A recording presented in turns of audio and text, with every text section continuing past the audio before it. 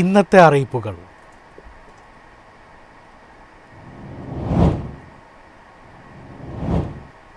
ദുർബല വിഭാഗങ്ങൾക്കുള്ള ഓണക്കിറ്റ് കൂടാതെ 1000 രൂപയ്ക്കുള്ള അത്തം ഓണസമ്മാന കിറ്റുമായി സപ്ലൈകോ ഓണസദ്യയ്ക്ക് ആവശ്യമായ വസ്തുക്കളും ബ്രാൻഡഡ് ഉൽപ്പന്നങ്ങളും ഉൾപ്പെടുത്തി പ്രത്യേക ഗിഫ്റ്റ് കിറ്റുകളും സപ്ലൈകോ പുറത്തിറക്കും.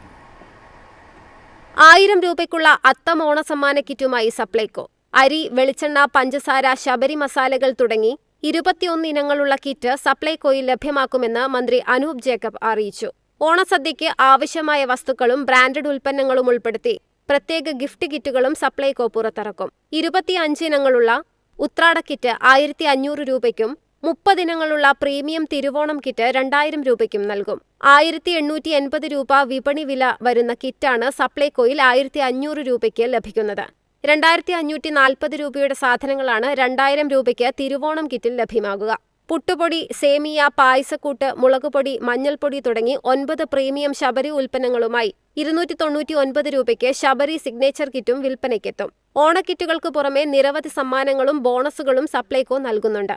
500, 1000 രൂപ വീതം മൂല്യമുള്ള സപ്ലൈകോ ഓണം ഗിഫ്റ്റ് കാർഡ് ഉപയോഗിച്ച് സപ്ലൈകോ ഔട്ട്ലെറ്റിൽ നിന്ന് ആവശ്യമായ ഉൽപ്പന്നം വാങ്ങാം. സമ്മാന കൂപ്പണുകളുമുണ്ട്. ഗിഫ്റ്റ് കൂപ്പണും വലിയ ഓഫറുകളുമായി വിപണി കീഴടക്കാനാണ് സപ്ലൈകോ ലക്ഷ്യമിടുന്നത്. ഈ വർഷത്തെ ഓണച്ചന്ത ഇപ്പോൾ തന്നെ സജീവമായി കഴിഞ്ഞു. ഇതോടൊപ്പമാണ് സപ്ലൈകോ സ്റ്റോറുകൾ കിറ്റ് വിതരണത്തിന് തയ്യാറെടുക്കുന്നത്. News desk, Myfin TV. വീടിൻ്റെ അറ്റകുറ്റപ്പണികൾക്കായി സാമ്പത്തിക സഹായം ന്യൂനപക്ഷ വിഭാഗത്തിൽപ്പെട്ട അർഹരായ സ്ത്രീകൾക്ക് ആശ്വാസമായി ഇമ്പിച്ചി ബാവ ഭവന പുനരുദ്ധാരണ പദ്ധതിയിലേക്ക് ഇപ്പോൾ അപേക്ഷിക്കാം. മുസ്ലിം, ക്രിസ്ത്യൻ, ബുദ്ധ, സിഖ്, പാഴ്സി, ജൈൻ എന്നീ ന്യൂനപക്ഷ മതവിഭാഗത്തിൽപ്പെടുന്ന വിധവകൾ, വിവാഹബന്ധം വേർപെടുത്തിയ ഉപേക്ഷിക്കപ്പെട്ട സ്ത്രീകൾ എന്നിവർക്കുള്ള ഇമ്പിച്ചി ബാവ ഭവന പുനരുദ്ധാരണ പദ്ധതിയിലേക്ക് ഇപ്പോൾ അപേക്ഷിക്കാം. വീട് അറ്റകുറ്റപ്പണികൾക്കായി പരമാവധി 50,000 രൂപയാണ് ധനസഹായം. ഈ തുക തിരിച്ചടയ്ക്കേണ്ടതില്ല. അപേക്ഷക കുടുംബത്തിലെ ഏക വരുമാനദായകയായിരിക്കണം. BPL കുടുംബങ്ങൾക്കും പെൺകുട്ടികൾ മാത്രമുള്ള കുടുംബങ്ങൾക്കും പ്രത്യേക മുൻഗണനയുണ്ട്. BPL കുടുംബത്തിന് മുൻഗണനയുണ്ട്. അപേക്ഷകയ്ക്കോ അവരുടെ മക്കൾക്കോ ശാരീരിക, മാനസിക വെല്ലുവിളി നേരിടുന്നവർ, പെൺകുട്ടികൾ മാത്രമുള്ളവർ, മക്കളില്ലാത്ത അപേക്ഷകർ തുടങ്ങിയവർക്കും മുൻഗണന ലഭിക്കും.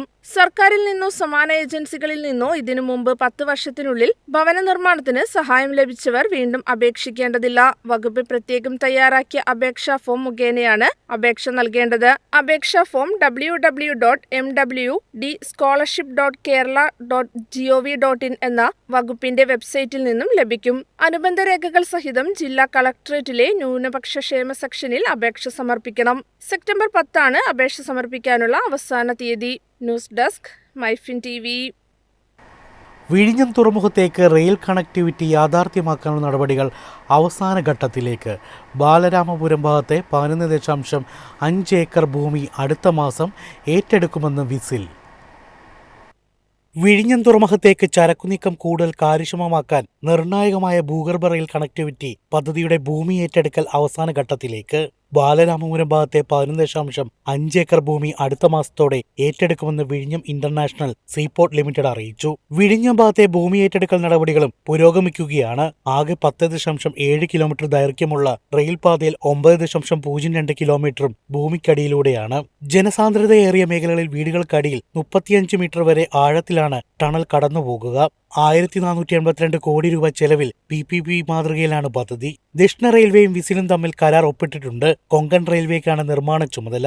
എന്നാൽ 2028 ഡിസംബറോടെ പദ്ധതി പൂർത്തിയാക്കാനാകുമോ എന്നതിൽ ആശങ്കയുണ്ട്. കൊങ്കൺ റെയിൽവേയും വിസിലും തമ്മിലുള്ള ടെൻഡർ ധാരണകൾ അന്തിമമാകാത്തതും കാലതാമസത്തിന് കാരണമാകുന്നു. റെയിൽ കണക്ടിവിറ്റി യാഥാർത്ഥ്യമാകുന്നതുവരെ കണ്ടെയ്നർ ടെർമിനലുകൾ വഴി ചരക്ക് കൈമാറ്റം ചെയ്യാനുള്ള ബദൽ സംവിധാനങ്ങളും പരിഗണനയിലുണ്ട്. News desk, Myfin TV.